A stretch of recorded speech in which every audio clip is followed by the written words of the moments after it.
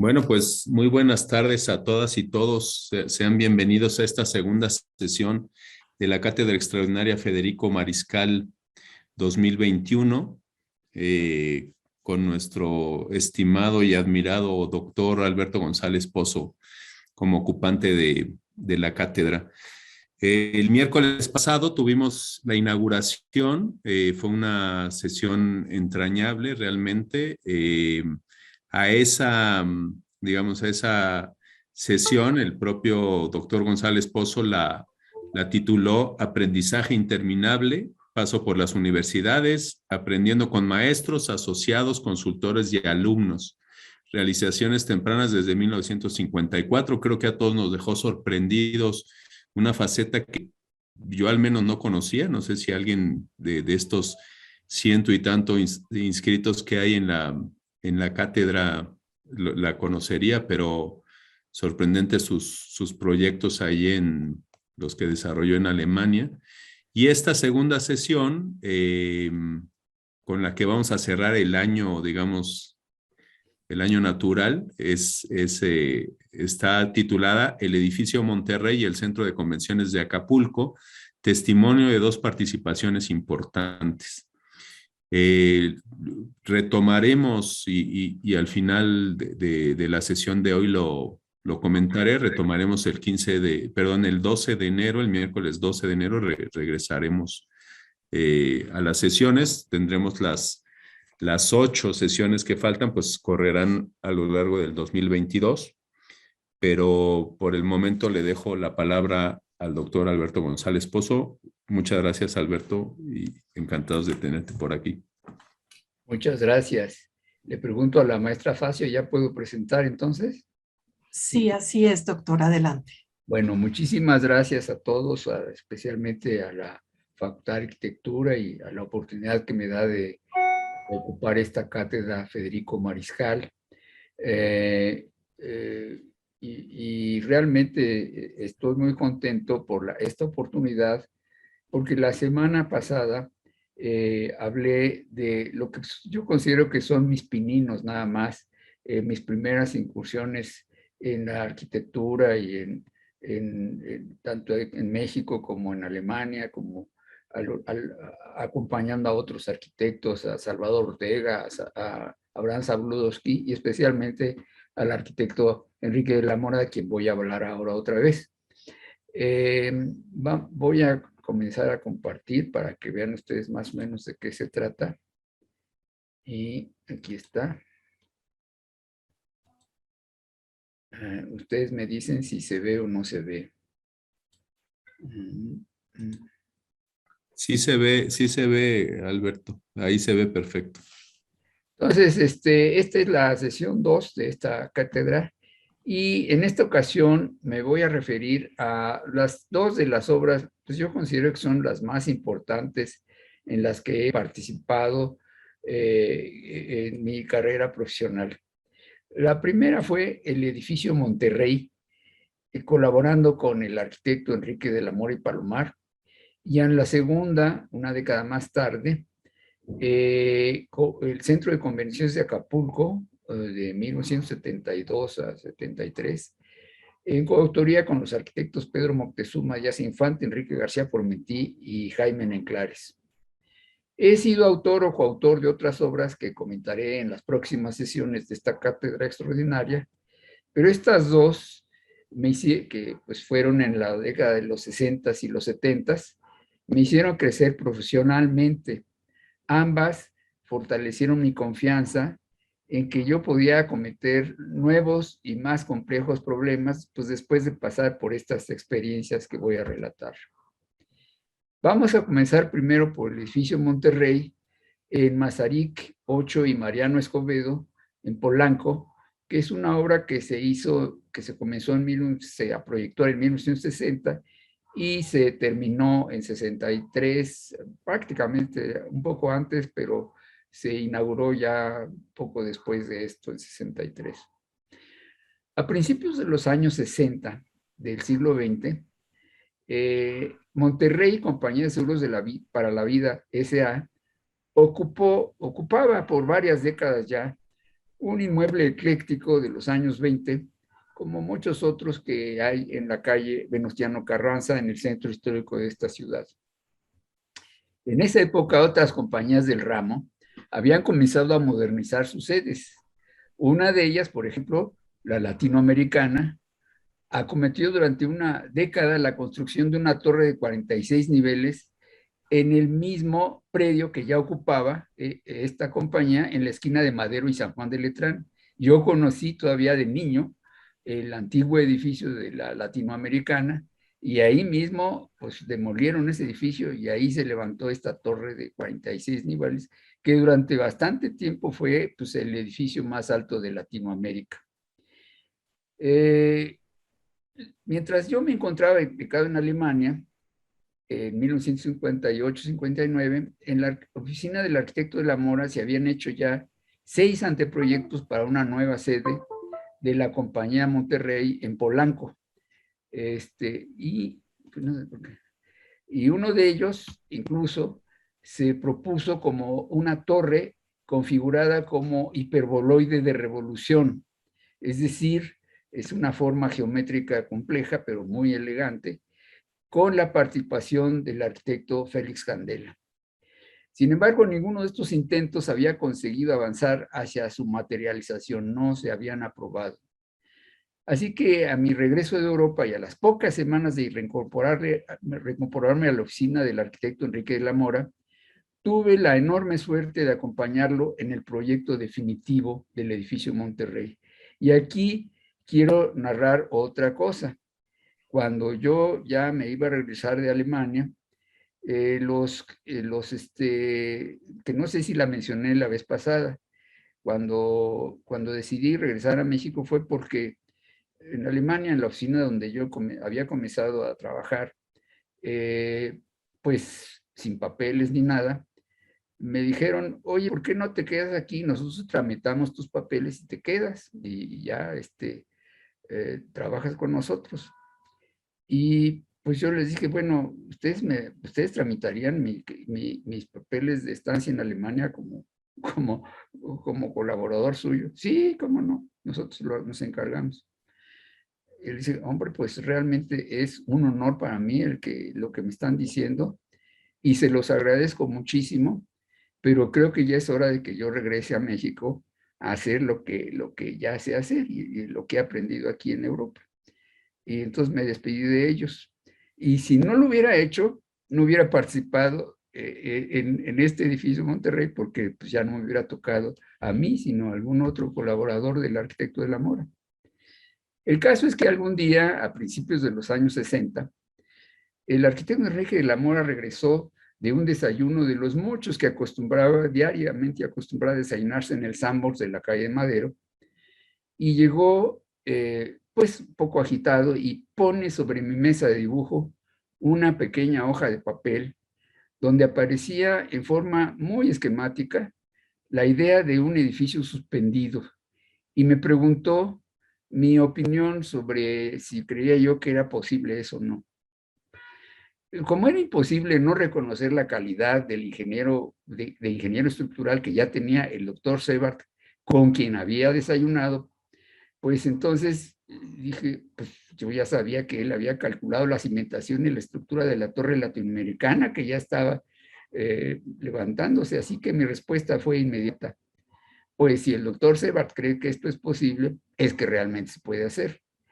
Y entonces con una amplia sonrisa, el arquitecto de la Mora dejó el croquis sobre mi mesa y solo dijo, pues adelante, vamos a hacerlo.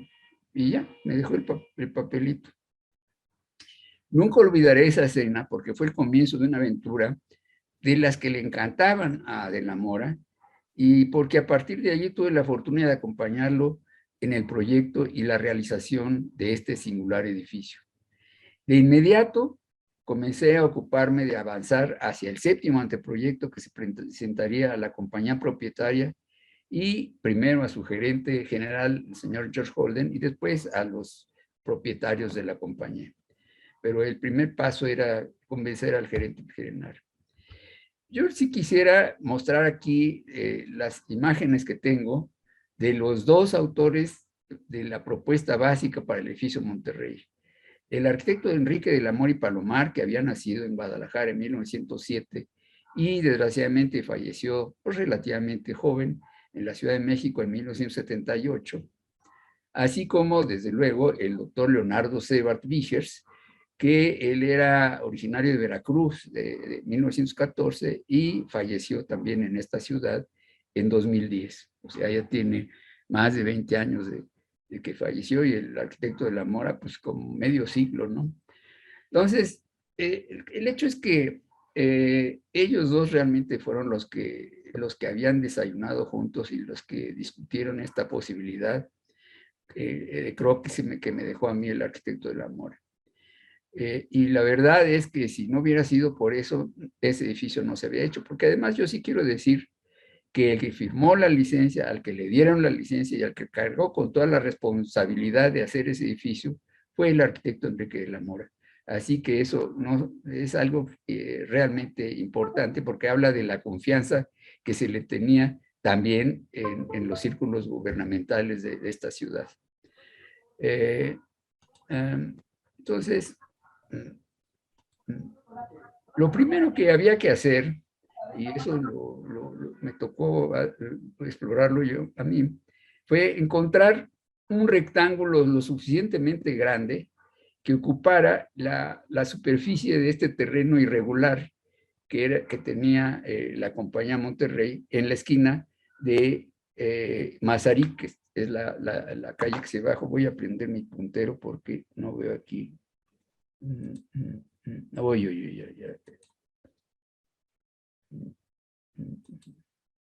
Bueno, no me sale.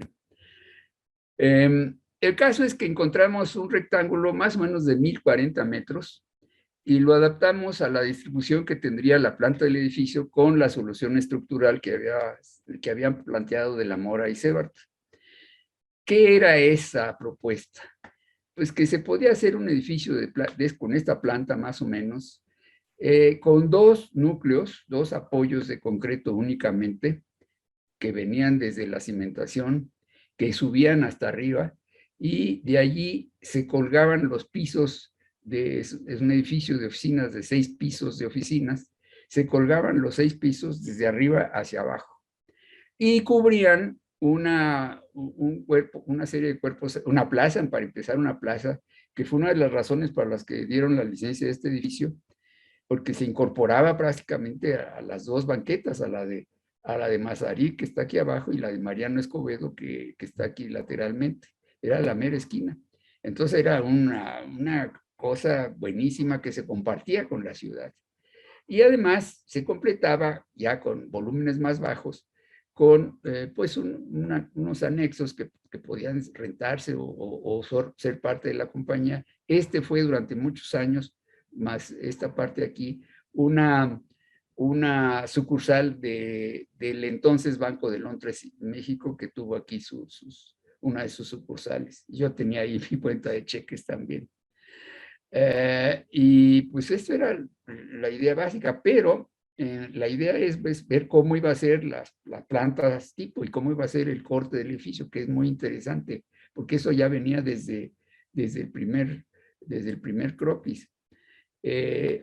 Bueno, aquí tenemos la planta a la izquierda, que daba más o menos unos 960 metros, libres totalmente de cualquier apoyo intermedio, columna, lo que fuera, muro de carga. Los únicos muros de carga que habían eran estos muros de concreto de 30 centímetros de espesor, que corrían a lo largo de todo el edificio y que concentraban las instalaciones y las circulaciones verticales.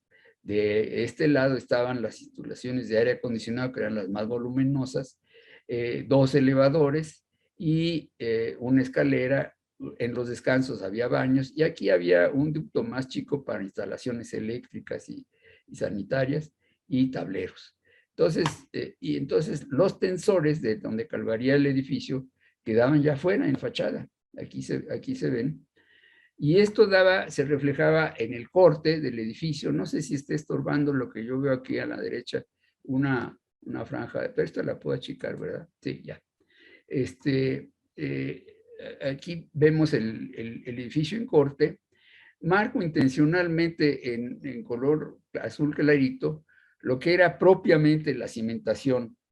Y les suplico que se fijen bien que la superficie de cada uno de los pisos tenían voladizos de 11 metros hasta los tensores. Y en cambio, la cimentación era más chica que esta planta del edificio, ocupaba más o menos como las 2/3 partes, un poquito más de la mitad de la superficie de cada piso, era la superficie de la cimentación. Y esto era un razonamiento que me parecía muy interesante y muy lógico del doctor Sebart, que él tenía que ver qué cimentación se podía hacer sin pilotes. Eso es una cosa muy importante para este edificio, pero en donde el nivel del terreno aquí abajo soportara más o menos el mismo peso que tenía antes de que se construyera el edificio. Quiere decir que este volumen que vemos, que estoy marcando, pues ay, necesito poner el cursor, hombre. Ah, sí, aquí está, puntero láser.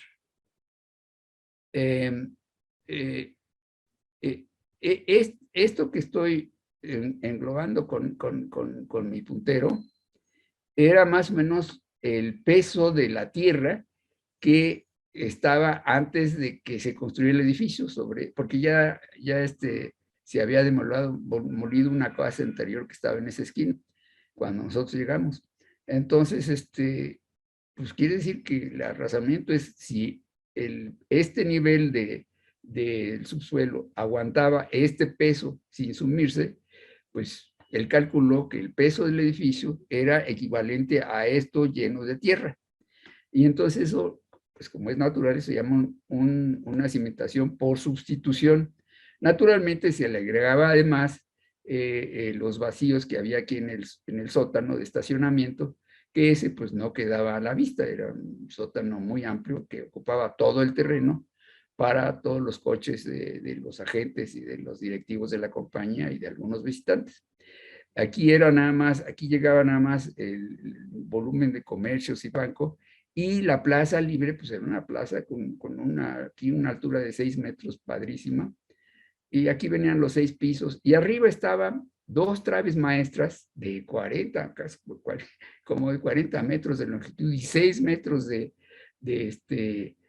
peralte, que las que se atravesaban unas armaduras de acero, de cuyas puntas, de cuyos cabezales, colgaban los tensores que a su vez conectaban con las vigas de celosía que había en cada uno de los entrepisos, ¿no? Y luego todavía después la solución se completaba porque querían un comedor para los empleados. Entonces se elevó más los núcleos centrales, se hizo una terraza ahí de descanso para subir al último nivel, que era ya más por escaleras, al comedor, y este era el comedor de empleados cubierto con una catenaria. Entonces, pues, es básicamente la solución que se le dio a este edificio que todavía está allí. Y desde luego mucha gente nos achacaba que era una cosa mucho más cara y más laboriosa. Y pues eso es relativo porque efectivamente esta parte de la estructura sí era más cara, pues porque tienes travesotas y estas armadurotas aquí. Pero esto se compensaba por la cimentación mucho más económica, porque, repito, no se excavaba todo el área del edificio, nomás una parte de esa área para hacer una cimentación por sustitución. Y por otro lado, una vez que se concluía esto y se armaba esto era relativamente rápido. Así que, pues, ni en tiempo ni en costo resultaba distinto al de sistemas convencionales que se hacían en esa época en edificios, digamos, de esta calidad y de este nivel de acabados. Yo lo estuve comparando con varios edificios, pues pregunté a los arquitectos en cuánto les había salido. Entre ellos a Pepe Víger le pregunté en cuánto les había salido un edificio que acababa de terminar junto con Augusto Álvarez allí enfrente del Palacio de Hierro Durango. y pues más o menos los datos que me dio eran muy similares al costo que sacamos con este edificio. Entonces, es realmente, es un edificio muy, muy notable, que a la fecha sigue sin un vidrio roto ni nada, ya ha sufrido varios sismos importantes y yo mismo tuve aquí mi despacho. Entonces, lo que voy a pasar a continuación es una descripción de la parte constructiva que tuve la fortuna, pues como yo había participado en el proyecto junto con el arquitecto, pues el arquitecto de la Mora me encargó que yo mismo fuera a vigilar el desarrollo de la obra, y pues ahí teníamos juntas aquí en esta caseta de aquí, que luego se pasó para acá, y no diarias, pero sí varias veces a la semana, para examinar pues cómo iba el edificio, qué decisiones había que tomar, etcétera, qué dudas habían resultado. Y todo era en relación con esta obra. Entonces, como yo iba muy frecuentemente y más o menos siempre me ha gustado la fotografía, pues me localicé un edificio que estaba enfrente, un poco más alto, y desde allí podía yo tomar fotos como esta del progreso del edificio, y por otro lado, en la misma obra, me metía yo para ver los distintos frentes de la obra, para fotografiar lo que se estaba haciendo. Y gracias a eso tengo una colección de cerca de 500 o 600 fotos. Bueno, muchas de ellas están todavía negativos nada más, no se han impreso, pero siguiendo detalladamente cada etapa. Así que ahorita lo que van a ver ustedes, pues es una síntesis de todo esto. El caso es que empezamos y pronto encontramos se encontró agua freática que había que recoger, había que drenar, como en cualquier edificio de este tipo, sobre todo para seguir con esta excavación profunda. Al mismo tiempo, ya que se terminó esa parte, aquí vemos a la izquierda las celdas de cimentación de la cimentación por sustitución, que son como unos cajones de concreto, y vacíos, por supuesto. Y ya estamos en el nivel del sótano, y de ahí arrancaban ya los dos núcleos apoyados sobre la cimentación profunda, y pues lo primero que había que hacer era armar esos núcleos, después cimbrarlos y colarlos. Aquí vemos que ya era pues un grupo bastante nutrido. Voy a hablar después de la constructora, de los que participaron aquí, pero sí, fue una tarea muy, muy singular, porque había que ir subiendo en estos dos núcleos hacia arriba. El doctor Sebert era muy cuidadoso porque tenía ahogaba algunos elementos, placas, etc., y refuerzos, para después ahí poder soldar las uniones con con las vigas de celosía que prácticamente trabajaban simplemente apoyadas. Ahorita vamos a ver. Pero esto requería de soldadores expertos, que él se cuidaba, él vigilaba que tuvieran certificados su capacidad, y que demostraran que podían hacer bien las cosas. Y entonces se vigilaba por parte de él y de su despacho de Sebart cada uno de estas cosas, porque le interesaba mucho que quedara muy bien. Aquí vemos cómo se están cimbrando los núcleos desde adentro, ¿no? Y aquí ya van avanzando. Aquí vemos que se trataba de un sistema, pues básicamente modular. Esta parte del núcleo ya se coló, ya se descimbró. Aquí está esperando fraguar, y aquí esto pues se está armando, y después va a seguir esta cimbra, se va a pasar aquí arriba y se va a seguir colando, y así se va a prolongar todo esto. Y como ven ustedes, pues eran sistemas pues bastante dependientes de la calidad de mano de obra que había en México, que ya era bastante confiable, ¿no? Para entonces, en el ramo de la construcción. Aquí ya está terminada la cimentación profunda, ya están elevándose los núcleos, armándose, etcétera, con este sistema. Pero pues cuando la gente que pasaba por allí empezaba a ver estas dos torresotas aquí, decía, bueno, ¿y qué están haciendo estos locos aquí? ¿Qué clase de edificio es ese? Son dos prismas allí de concreto, ¿qué es eso? nadie sabía qué es lo que íbamos a hacer. Aquí ya se ve muy claramente cómo los dos núcleos, aquí estaban las puertas de los elevadores en cada nivel. Aquí llevamos 1, 2, 3, 4, 5, faltaba el sexto. No, ya está el sexto, entonces algún nivel falta. No, sí, son 5 niveles, perdón. Son 5 niveles, no 6. Entonces, y arriba ya se están poniendo unas armaduras de las que vamos a hablar. Al principio lo que fue muy útil fue una grúa como estas, que servía para todo. Al principio por ahí se subía el personal. Yo anduve en estas canastillas balanceándome para inspeccionar arriba lo que se estaba haciendo. Y todo se subía. Aquí están subiendo una olla de concreto, aquí está el camión del concreto y subiendo la hoyota hasta acá arriba para vaciarla en los muros. Y para apoyar arriba estas armaduras, vamos a ver, que eran ahorita vamos a explicar su función. Esas armaduras eran muy grandes, porque eran también como de 6 metros de peralte y o más, y también requerían algunas operaciones de soldado, etcétera. Aunque ya venían preparadas de taller, pues había que hacerles algunas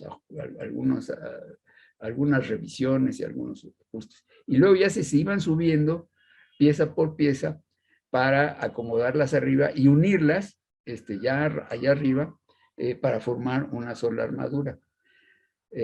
Aquí vemos la grúa como está subiendo esto y aquí ya tenemos 2 de ellas paradas encima de los 2 núcleos de concreto. Apenas falta de cimbrarlo, pero ya se estaba poniendo esto. Y es importante porque esto no era una armadura definitiva. Ahorita aquí abajo están las piezas, ¿no?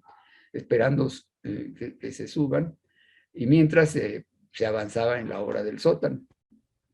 Aquí ya se ve las armaduras completamente terminadas. Estas armaduras, más este tinglado que se ve aquí, eran nada más para apoyar las cimbras de las traves que iban a ir aquí, pero adentro, mientras se estaban armando esas traves. Era el problema, que primero había que armar las traves y luego había que colarlas. Primero habría que cimbrarlas y colarlas y la separación de las armaduras debía ser suficiente para que se pudieran hacer estas operaciones y había un tinglado de cimbra y de plataforma que aquí no aparece, pero para proteger a los operarios. Fue una labor inmensa. Aquí menos entendía la gente qué es lo que iba a pasar aquí, porque se veía como si fuera un paso a desnivel de algo, ¿qué es eso? ¿Qué es ese puente ahí arriba, no? Pero aquí ya se comienzan a ver las primeras vigas de los pisos que iban aquí, y en el anterior, que se me olvidó señalar, en este de acá, aquí se ven ya las preparaciones que quedaban ahogadas en los núcleos de concreto, ¿verdad? Quedaban ahogadas y ya nomás para recibir los cabezales de las vigas de celosía de que vamos a hablar.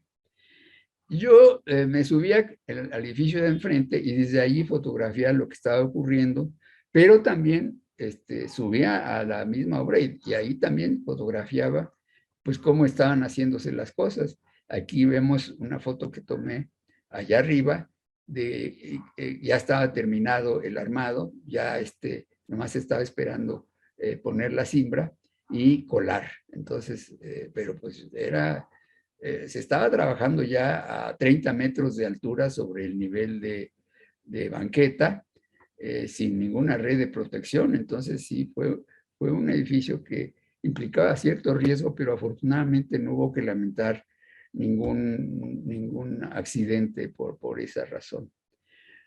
Una vez armadas, coladas y desimbradas las traves longitudinales de concreto de 6 metros de peralte, se fueron retirando las cimbras y por último las armaduras temporales de apoyo. En estas dos podemos ver varias cosas. Primero aquí, las partes ahogadas de las armaduras transversales se ven aquí. Es decir, se dejaban atravesadas ya las armaduras principales, que después se prolongarían, pero ya quedaban afianzadas dentro de las mismas, aprisionadas, vamos a decir, por las mismas traves de concreto.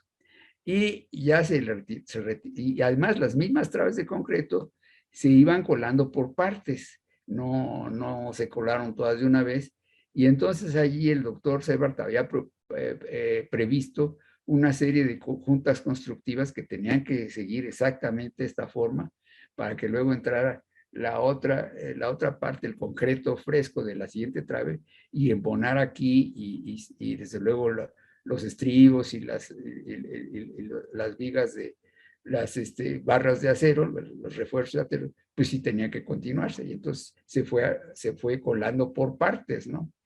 Entonces, arriba están trabajando también en otras operaciones, están remachando algo, porque aquí veo una mesa de remache.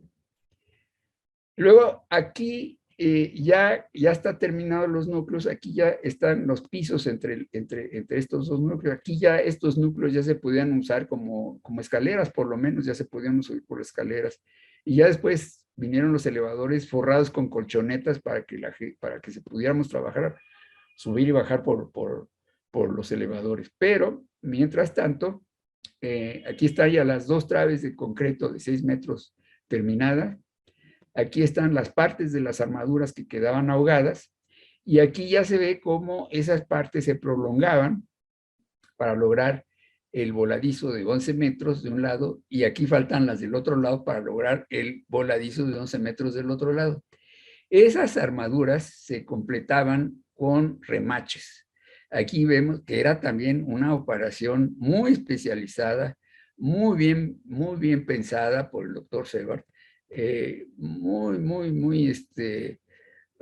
muy pensado cada paso, y muy exigente con quién iba a hacer estas cosas. Les pedía pues una certificación de que realmente eran buenos remachadores, que tenían su equipo y todo, y sí se vigilaba que cumplieran con eso. Y gracias a eso se pudieron terminar estas armaduras transversales, vamos a decir.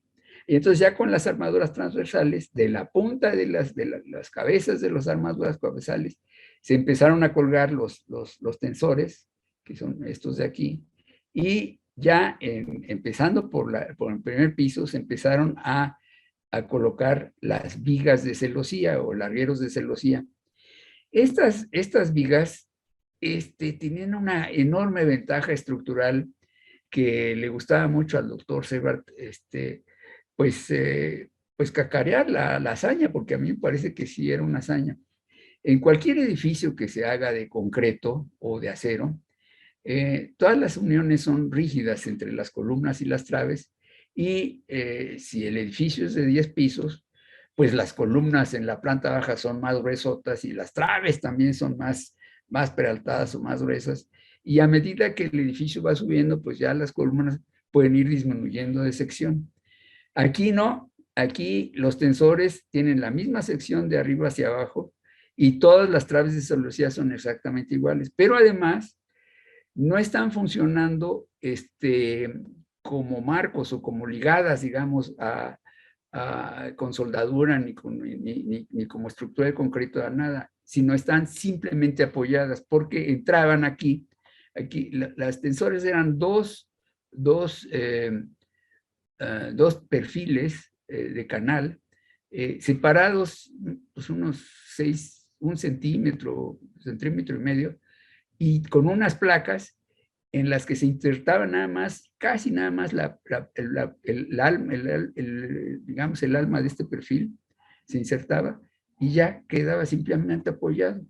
Esto naturalmente hacía que las traves de celosía trabajaran como vigas simplemente apoyadas, no uniones rígidas. Y eso tenía, pues desde luego, sus ventajas, aunque también tenía algunas desventajas, sobre todo en un sismo, porque a mí me tocó pasar un sismo, pues más o menos fuerte cuando yo tuve aquí mi despacho, que empezó a temblar, y todas estas uniones, pues como están simplemente apoyadas, tenían cierto juego, tenían cierto movimiento, y entonces toda esta estructura chirriaba, que para qué les cuento, era una sinfonía de chirridos. Pero fuera de eso, es una estructura, muy lógica, muy sólida y muy segura. La otra cosa que también hay que acreditarle a la compañía de la que voy a hablar ahorita, que es Santiago Greenham, SG Construcciones, era la habilidad de los operarios del acero estructural que andaban pues, brincando ahí sin ninguna protección, sin ninguna red, sobre las traves de celosía, que a mí me dejaba pues espantado y pues con los ojos abiertos. Afortunadamente tampoco ocurrieron accidentes que lamentar en este proceso. Aquí vemos que está parado nada más sobre una de estas vigas de celosía, ¿no? Entonces, pero ya llevan las preparaciones para ligar a ellos los refuerzos de una losa acero, que aquí se puso una losa acero y aquí ya estaban donde se iban a soldar y a ligar. Entonces, cada piso funcionaba como tímpano para asegurar la separación, digamos, entre estos tensores que no perdieran su vertical, su paralelismo en primer lugar y su verticalidad. Y además, aquí ya vemos el tinglado de traves de celosía que ya está muy avanzado en el primer piso y sobre él ya se podía colar la losa. Aquí estas losas entre los núcleos ya estaban coladas, ya nomás era cuestión de colar lo que faltaba. Entonces, y mientras se seguía, mientras se hacía esto, se estaba continuando con el cuerpo superior, porque la compañía, pues como les dije, quería un comedor para sus empleados en la parte más alta, y ahorita eso también lo vamos a ver, y aquí ya se está construyendo esa parte del edificio, ya están preparándose los marcos rígidos del comedor para sostener la catenaria. Uy, aquí me salió algo, una cosa fea, pero bueno, ni modo. Aquí estamos viendo el cuerpo superior, que ya se están cimbrando las columnas, aquí ya se colaron del restaurante y aquí ya está terminado. Esta es la altura sobre la Ciudad de México, era un paisaje en aquella época que había un poco menos smog que hay ahora, pues se veía las sierras de alrededor y el centro de la ciudad, y en este caso las lomas, Polanco, todo eso, porque esto ve hacia el poniente, ¿no? Entonces, realmente era un espectáculo fantástico andar por allá arriba. Ya para esta fecha, era ya probablemente principios de fines de 61, ya se tenía, yo lo llamo, pues la jaula básica de estructural, ¿no? Ya están todas las vigas de seguridad colocadas, aquí ya se empezaron a colar los primeros niveles, y ya aquí también se ve lo mismo, aquí ya estos niveles están colados, ya nomás hay que proseguir con los demás. Y también el cuerpo del comedor de empleados también ya se había terminado los marcos, se había cimbrado, aquí todavía se ve la cimbra de la catenaria mientras fraguaba, y aquí es una vista lateral. Estas es las vistas que yo podía tener desde el otro edificio más alto, y esto es lo que yo pude tomar desde la calle, la esquina opuesta de Mariano Escobedo y Mazarica. Y con esto, pues básicamente ya se tenía la catenaria lista en el último cuerpo, y esta era la vista que se tenía hacia el centro de la ciudad. Aquí se ve los edificios de Reforma como eran en aquella época, y aquí se ve pues la serranía de Santa Catarina, ¿no? En algunas ocasiones se alcanzaban a ver los volcanes por acá. Entonces, pues era muy interesante. Una vez que se concluyó la estructura principal, el proceso de terminación del edificio ocurrió en un lapso muy, muy corto gracias a la modulación adoptada y a las previsiones de montaje. Así ya nomás era montar y montar y montar lo que iba llegando, todo, equipos, elevadores, marcos, todo.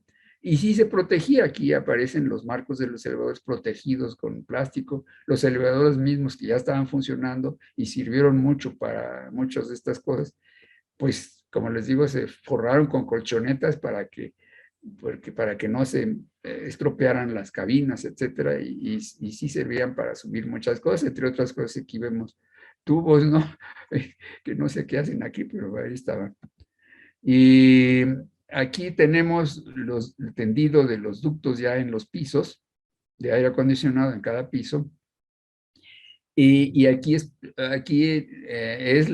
explica pues, ¿por qué usamos traves de celosía y no traves de concreto? Porque las traves de celosía permitían mucho más espacio para andar por ahí arriba del plafón con instalaciones de todo tipo, entre ellas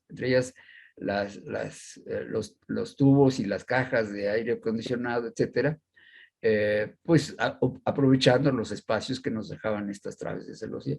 Y aquí un detalle ya de determinación de un gotero entre el plafón de la plaza, sobre la plaza principal y la fachada vertical del edificio. Pues aquí un gotero de aluminio que se está poniendo ahí, ¿no? Lo mismo, pues con puros módulos, como teníamos que repartir también los cubículos para los empleados de la compañía, pues usamos un sistema modular, que era, el módulo que habíamos puesto era de 2,85, así que eran mitades o cuartos de esa cantidad.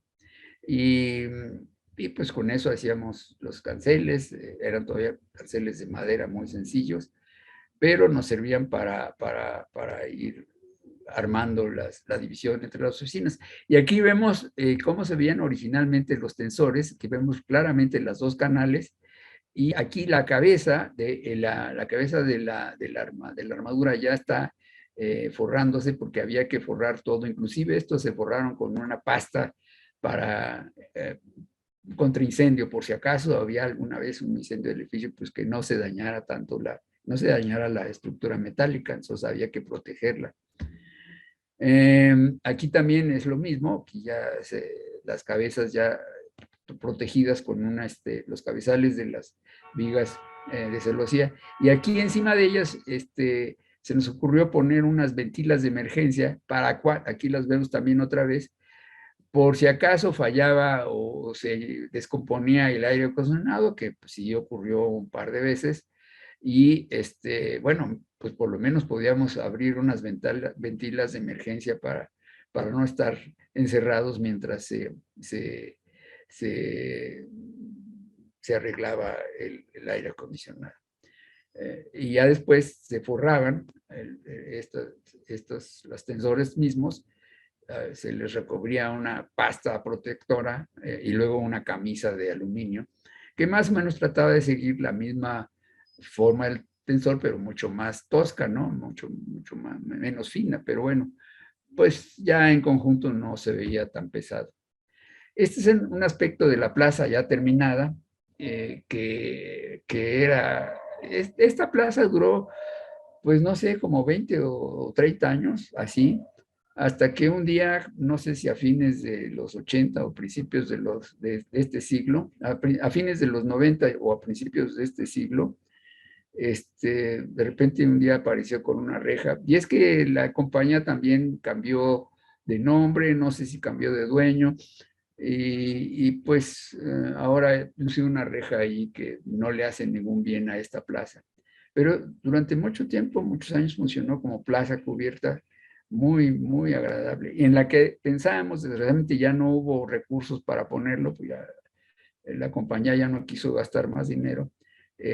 Aquí iba a ir un espejo de agua que sí, finalmente sí pusimos, pero queríamos tanto el arquitecto de la Mora como su servidor que esto se le encargara a un escultor profesional, y se le pidió a Federico Canesi, un amigo de ambos, tanto del arquitecto de la Mora como mío también, que hiciera un proyecto para esto, y se le llevó a la compañía. En principio estaban de acuerdo, pero después alegaron que ya se les habían acabado los recursos, que ya no querían gastar más.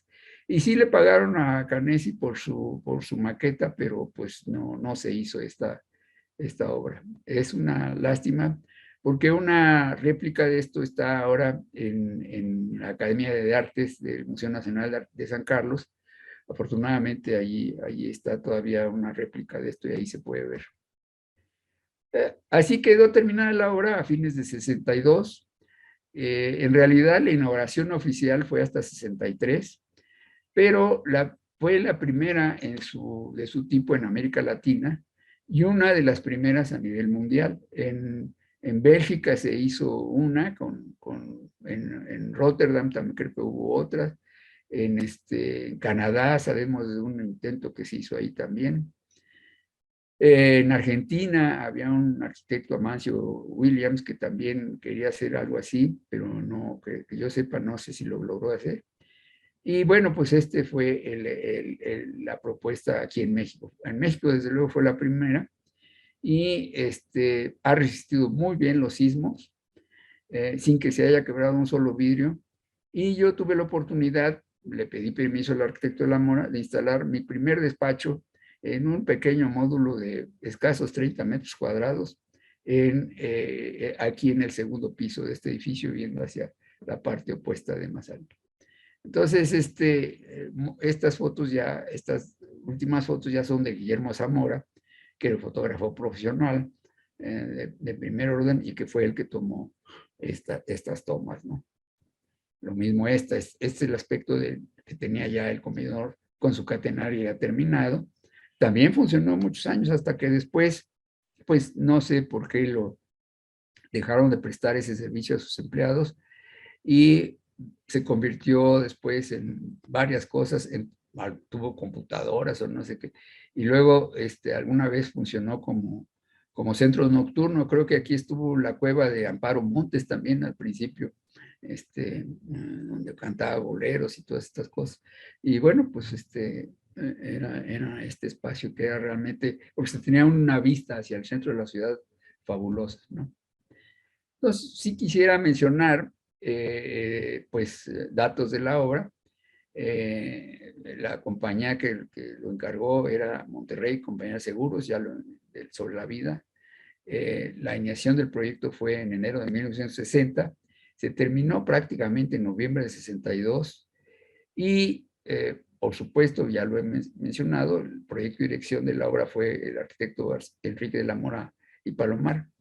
Yo estuve colaborando con él en el proyecto y en la dirección. El diseño estructural corrió a cargo del doctor Leonardo Sebert. La supervisión de la obra, sobre todo en la parte administrativa, corrió a cargo del arquitecto Pedro de la Mora y Palomar, que era hermano del arquitecto. El contratista general, que fue SG Construcciones, del arquitecto Santiago Brigham, que realmente era una compañía muy seria y que hizo una gran labor con este edificio. Y además, el residente por parte de SG Construcciones era el ingeniero Joaquín Aguirre Serrano, que realmente hay que agradecerle su intervención porque resolvió muchísimos problemas ya prácticos de construcción durante la fase ya de ejecución del edificio, que se presentaban muchísimos problemas y él tenía la capacidad de resolverlos muy bien. Habría que mencionar a muchos otros más, particularmente a los colaboradores del doctor Sebert, como los ingenieros Hervirto Izquierdo, que después se independizó y quien también fue consultor mío posteriormente, el ingeniero Enrique del Valle Calderón, que fue director de la Facultad de Ingeniería de la UNAM a escasos una década después, un ingeniero Zabalegui, que era el que se encargaba de revisar también la parte de la cimentación y los sondeos y todos. Eran gentes muy capacitadas y que realmente fue una fortuna para mí el acompañar a todas estas personas, a quienes les reconozco su valía y su importancia en esta gran aventura arquitectónica. El otro caso importante en el que he participado de edificios, vamos a decir, es el Centro Cultural y de Convenciones de Acapulco. Este tiene una historia mucho más breve porque apenas en la primavera de 72, el arquitecto Pedro Moctezuma, que ya era subsecretario de la Secretaría de Patrimonio Nacional, llamó al despacho García Formentí en Clares, arquitectos. Él conocía muy bien al arquitecto García Formentí, para iniciar el proyecto de un centro de convenciones para 10,000 asistentes que se inauguraría en octubre del siguiente año. Y ambos, García Formentí y Nenclares, pues tuvieron la amabilidad de llamarme para asociarme con ellos y hacer juntos entre los tres este proyecto. El terreno y el programa eran los siguientes. Eso se resolvió entre marzo y abril. No había ningún antecedente en México para un equipamiento de un centro de convenciones de esa naturaleza y magnitud para 10,000 asistentes. El terreno se segregó del que tenía el Club de Golf de Acapulco en esa época, que estaba a cargo del Banco de México. Y fueron 14 hectáreas buenísimas sobre la costera Miguel Alemán. Para resolver este proyecto, nos repartimos, García Formentí visitó algunos, yo visité otros, particularmente el McCormick Place en Chicago, que era en esa época el centro de convenciones más importante de Estados Unidos. Y no solamente fui a ver cómo era, sino me inscribí a una convención allí. Afortunadamente se recibió en el despacho de García Formentí la noticia de que iba a haber ahí una convención y que era de médicos y hospitales. Él trabajaba mucho para el Seguro Social y así se enteró. Entonces, pues me inscribí y ahí fui. Y ahí aprendí muchas cosas, cómo es un centro de convenciones, para qué sirve, qué hay que poner, qué partes tiene, etcétera. Y los primeros consultores que se contrataron aparte de nosotros para el proyecto fueron los hermanos Alejandro y Julio Prieto para la parte de teatros, porque se quería que hubiera un teatro, y a Colinas de Buen para el diseño estructural. El anteproyecto se hizo, bueno, antes de que entraran los primeros consultores, hicimos un anteproyecto entre abril y mayo de 72, que era una solución de 5 cuerpos. No la voy a mostrar porque es prácticamente lo mismo que pues, propusimos en el proyecto final, pero con pequeñas variaciones. Eran 5 cuerpos y un total de 54,000 metros cuadrados construidos, más o menos lo que había que resolver, que era pues, una cantidad muy grande de superficie construida. El proyecto ejecutivo se tardó porque, aunque terminamos el anteproyecto en mayo, pues no sabíamos qué iba a pasar, porque hasta fines de agosto recibimos el aviso de que ya había que hacer el proyecto ejecutivo, porque ya se había autorizado el anteproyecto y ya se había autorizado que se iniciara la obra y que teníamos que apurarnos porque se iba a inaugurar en octubre de 73, o sea que en septiembre de 72, o sea, 11 meses, 13 meses antes de que se inaugurara, apenas estábamos recibiendo, podíamos comenzar a proyectar. El proyecto arquitectónico, pues se llevó aproximadamente la participación de 50 personas y generó como 500 planos, algo así. Muchos de estos planos están en el archivo del arquitecto Enrique García Formentí. Hubo el apoyo de otros 10 consultores para muchas cuestiones acústicas, cocinas, electricidad, iluminación, mecánica teatral, muchas especialidades que entraron aquí. La obra se comenzó en noviembre de 72, nosotros habíamos comenzado con el proyecto en septiembre, y ya para noviembre, aunque no hubiéramos terminado el proyecto ejecutivo, ya los planos eran suficientes como para iniciar la obra en noviembre de 72, y esto se inauguró, ya lo dije, el 12 de octubre de 73. Los coordinadores por parte de la Secretaría de Patrimonio Nacional, aparte del propio arquitecto Pedro Moctezuma, desde luego, eran los arquitectos Vicente Menel, Martí Ruiz Coamino, un arquitecto Robles Charles y otro arquitecto Antonio Tora. El contratista general, que debo decir que también lo hizo muy bien, una constructora muy seria, muy capaz, era Constructora Ballesteros en aquella época. El inicio de la obra negra fue en noviembre de 1972, y el nivel de basamento lo hicimos, por lo que vamos a explicar, con sistemas in situ, piedra, concreto, etcétera, en las vialidades. Fue por lo primero que comenzamos, mientras dábamos tiempo para que todo lo que llevaba arriba esto, en los siguientes niveles, se prefabricara en México y ya nomás se llevara ya hecho prácticamente en fábricas de aquí de México, compañías de acero, compañías de pretensado, compañías de aluminio, de yeso, de lo que fuera. Se llevaba todo ya prefabricado hasta la obra y ahí nomás era cuestión de montarla, pero el primer nivel sí era que hacerlo allá con materiales de allá.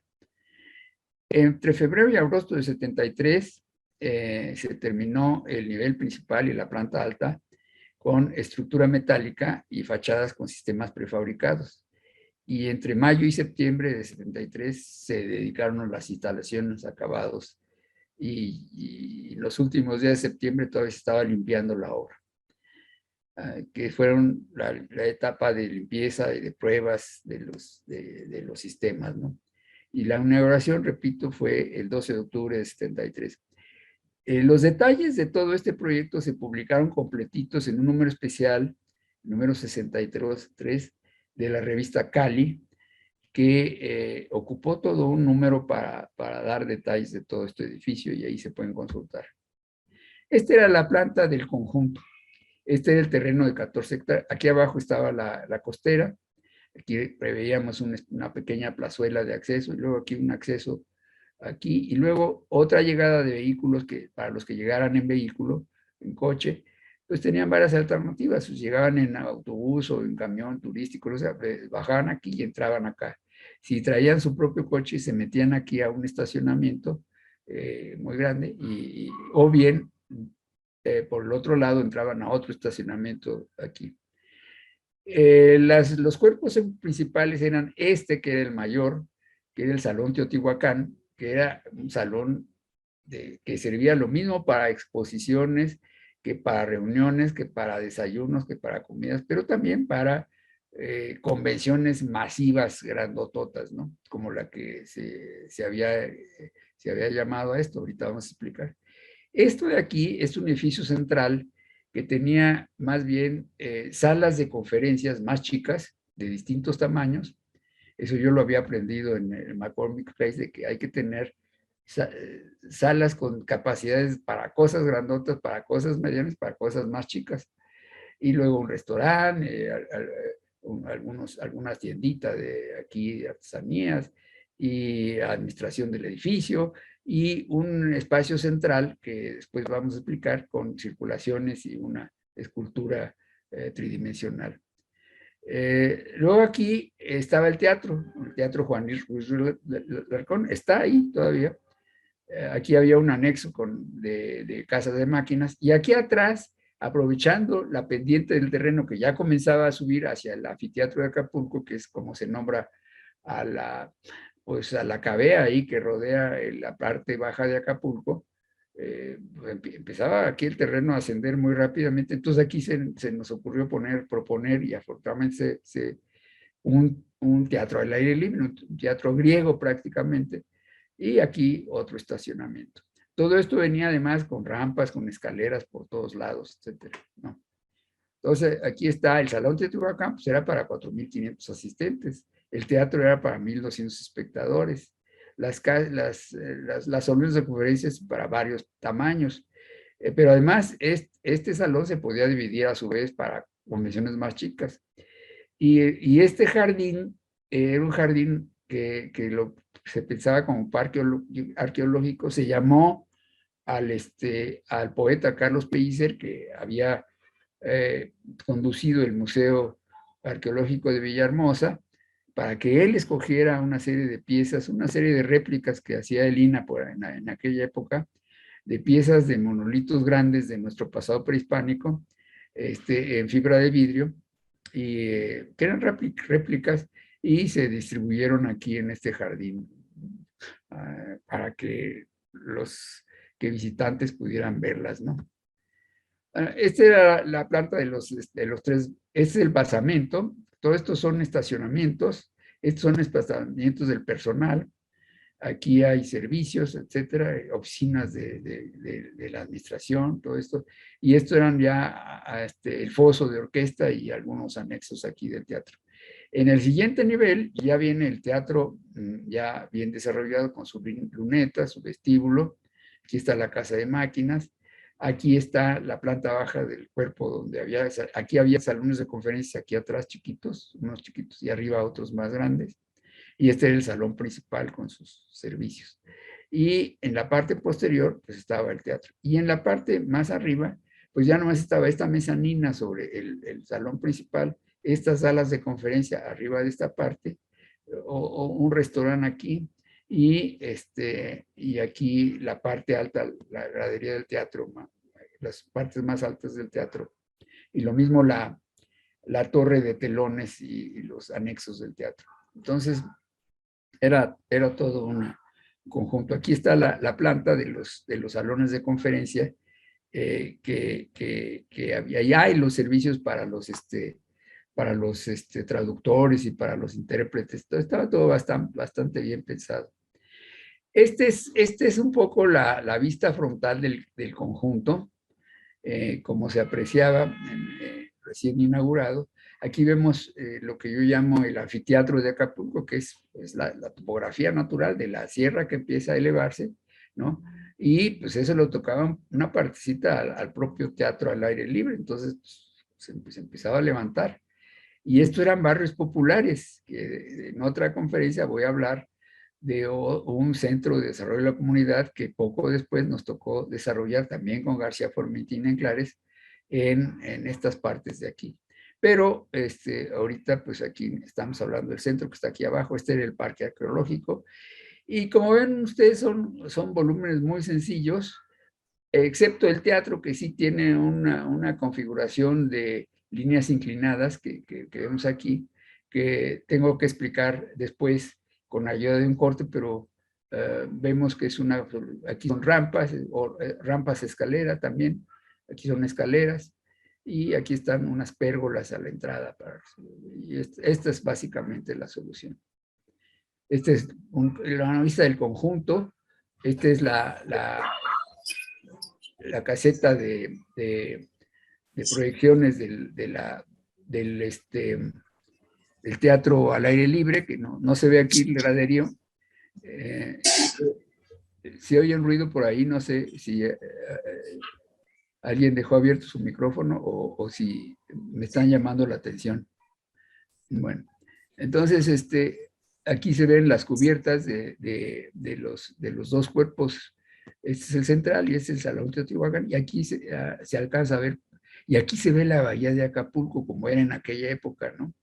Entonces realmente era una vista privilegiada la que se tenía desde aquí hacia allá. Hoy ya no es tanto porque ya se llenó todo esto con torres de hoteles y de edificios que ya no dejan ver tanto la bahía de Acapulco. Este era el aspecto que ofrecía. Aquí llegaban los autobuses, ¿no? Los pasajeros descendían por aquí o subían aquí arriba o subían por aquí abajo. Había escaleras mecánicas adentro. Aquí había un balcón para que se asomaran. Ahí está el Salón de Teotihuacán. Estas pérgolas las hicimos por recomendación del arquitecto Vicente Medel, que recomendó que se pusieran pérgolas tantas como pudiéramos poner, y pusimos todas las que nos dijo, las pusimos. Y aquí se ve el cuerpo, aquí ya se empieza a ver lo que es el cuerpo del basamento del edificio, que es pura piedra local de Acapulco, de ahí mismo, y arriba en cambio son puros elementos prefabricados. Aquí ya una vez que descendían los pasajeros de sus vehículos, lo que sea, entraban por aquí o subían al siguiente nivel y entraban por un puente, y aquí ya podían subir directamente al teatro, como actualmente está también, y aquí había un escalamiento, una circulación del teatro hacia el resto del edificio. Aquí vemos del otro lado una rampa escalonada, ¿no? Sí es una rampa, pero con pequeños peraltes, ¿no? Cada 2,40 o algo así, ¿no? 80 metros. Y ahí al fondo el Salón Teotihuacán, aquí abajo la parte baja del edificio central y aquí arriba las salas de conferencias más grandes. Aquí estaban las tiendas y las oficinas y las salas más chicas.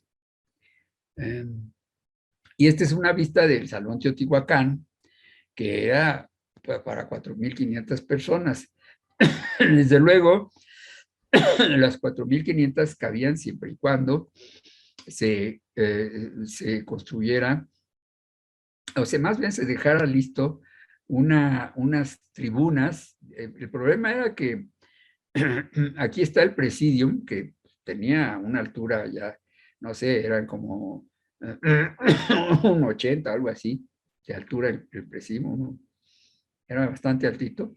Aquí vemos el día de la inauguración, como con las banderas de todos los países que llegaron aquí, y lleno el salón.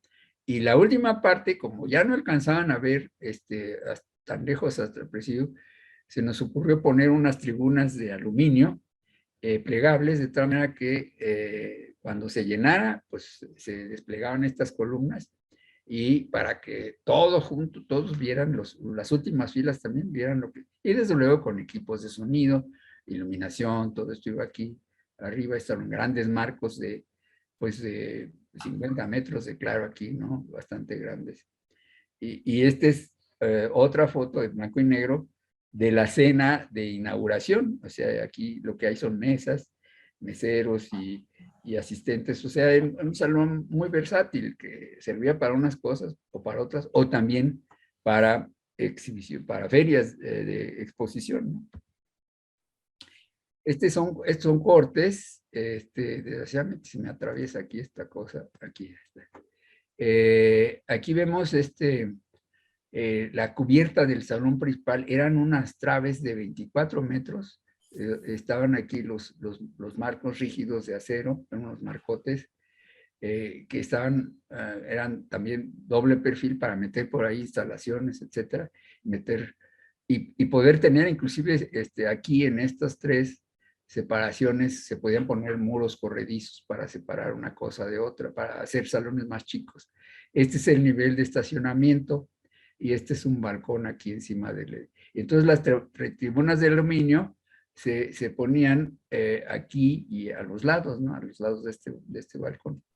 Entonces no, eran aquí, se ponían aquí, porque ya aquí ya no alcanzaban a llegar al presidium.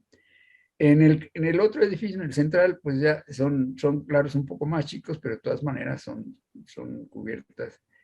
No, son prácticamente los mismos, más que aquí sí hay apoyos intermedios, aquí no, son marcos de 50 metros de claro. Y vemos cómo todos estos pretires, estos faldones, realmente son armaduras muy ligeras, cubiertas con precolados de fachada, que estos se hacían en México. Y aquí unas gárgolas también que se nos ocurrió diseñar.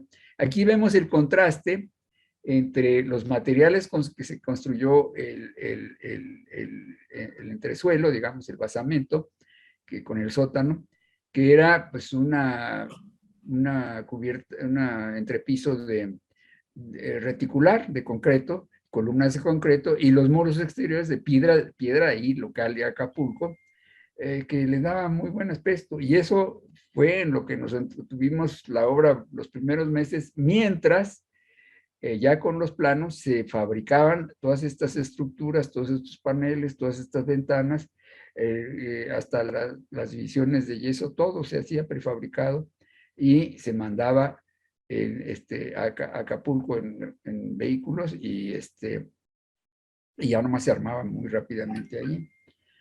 O sea, teníamos 4 meses nada más para desarrollar el proyecto y la obra se hizo en tan solo 11 meses, así que decidimos que el nivel de basamento se hiciera con sistemas y materiales de la localidad, mientras que en el nivel principal y su planta alta y el teatro empleamos sistemas prefabricados en la Ciudad de México y el aspecto exterior del conjunto refleja esa decisión de proyecto, digamos, ¿no? Vamos a ver aquí, ya me atoré. A ver. Allá. Esta es una planta del salón principal Y aquí se ve una foto de cómo se podía dividir estas secciones en varias secciones con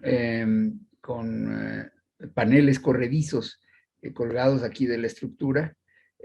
Y aquí en cambio se muestra el apoyo, estos son los grandes apoyos de los postes y las traves de los marcos rígidos de acero. Aquí llegaban a este punto, aquí se hacía una armadura nomás para forrarlo con precolados. Aquí se están montando estos elementos, aquí están los marcos y aquí están subiendo para que estas dobletes con pequeño peralte ocupaban, digamos, este claro, ¿no? Aquí ya se ve el salón casi terminado, pero con la armadura que va a recibir estos precolados, ¿no? Y aquí abajo se ve, perdón, es que me está estorbando esto.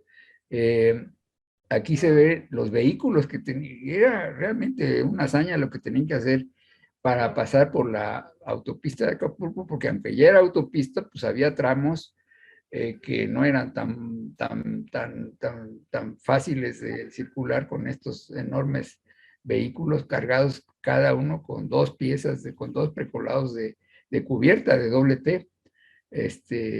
Pero pues esto era lo que llegaba ahí a la obra, ¿no? Y aquí pues ya se está montando.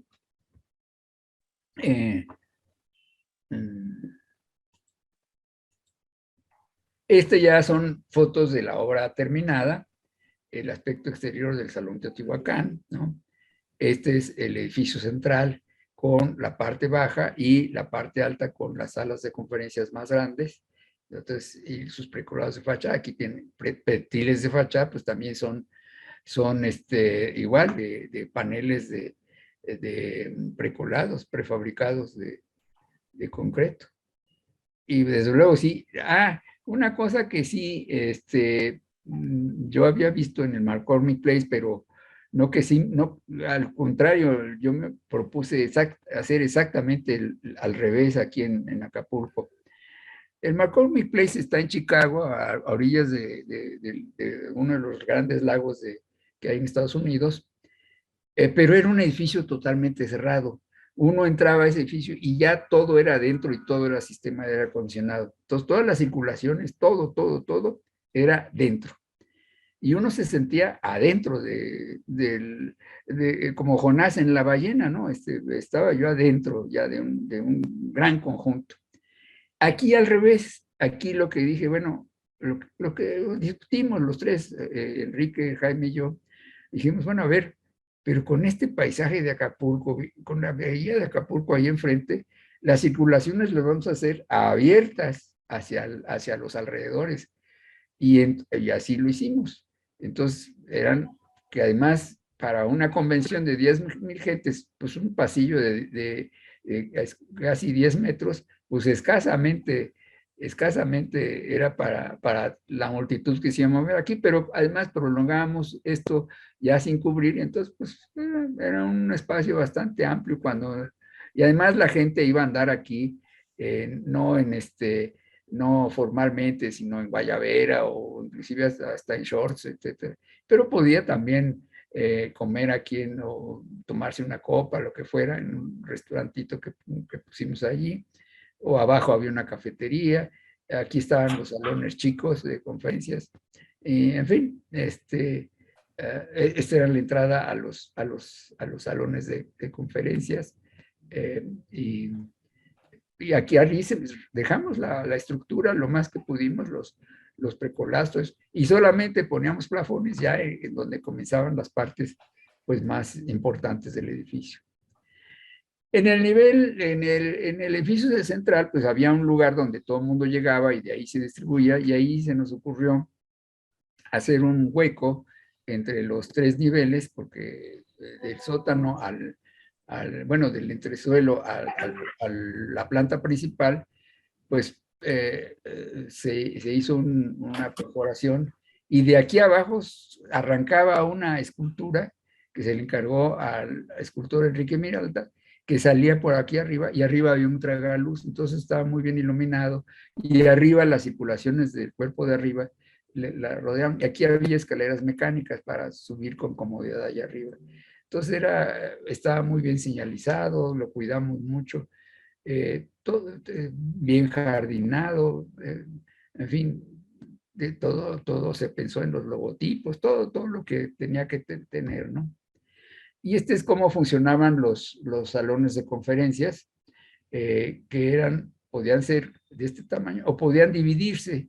Aquí se ven ranuras en el plafón para, para manejar inclusive la posibilidad de dividirlo, pero sin cancelar la posibilidad de que hubiera aire acondicionado hacia un lado y hacia el otro, ¿no? Estos eran los ductos de aire acondicionado. En cuanto al teatro, pues ese sí fue una cosa que disfruté muchísimo. Quiero decir que aquí que en el edificio del Salón Teotihuacán, el que nos ayudó mucho fue el arquitecto Dorado Reza, a quien encargaba yo muchos de los detalles ya constructivos que había que hacer. En el edificio central, el que nos ayudó, me parece que fue el arquitecto Juan Martorelli, y en este teatro nos ayudó el arquitecto Eduardo Graf, que realmente hicieron una labor ya de detalle, de cuidar los detalles con nosotros, muy bueno. Pero las decisiones para este teatro fueron muy sencillas. Y como se veía que por el interior del teatro, pues porque tuvimos que controlar la visibilidad con una isóptica y la acústica con un plafón que se consultó con un experto en acústica qué forma debía tener y con qué materiales se debía hacer. Tuvimos esa fortuna que se llamaron a expertos realmente muy buenos en cada uno de estos campos. Aparte de que teníamos al maestro Julio Prieto encima de nosotros, porque él nos llevó a Bellas Artes, lo acompañamos para visitar todo lo que había de instalaciones teatrales en Bellas Artes, y con lo que nos mostró, porque él lo conocía muy bien todo eso, nos mostró cómo funcionaba, nosotros tratamos de hacer. Yo creo que después del Palacio de Bellas Artes, en esa época, no sé ahora, era el teatro más bien equipado de la República Mexicana, porque tenía todo. Y entre otras cosas eso. Y entonces, siguiendo más o menos estos perfiles inclinados que estaban aquí, a mí se me ocurrió que podía hacerse, se le podía dar a las fachadas del teatro esta forma. Aquí esta era la torre de telones, que naturalmente no era inclinada, pero yo sí dije, pues aquí aquí pongo un pretil que venga acá, y esto pues le hago otro pretil que venga acá, y esto pues sigo más o menos lo que ya nos está indicando estas dos, tanto la isóptica de las tribunas como la pequeña curvatura del plafón, ¿no? Y era la torre de talones. Aquí estaba inclusive una parte baja. Ahorita vamos a explicar también eso.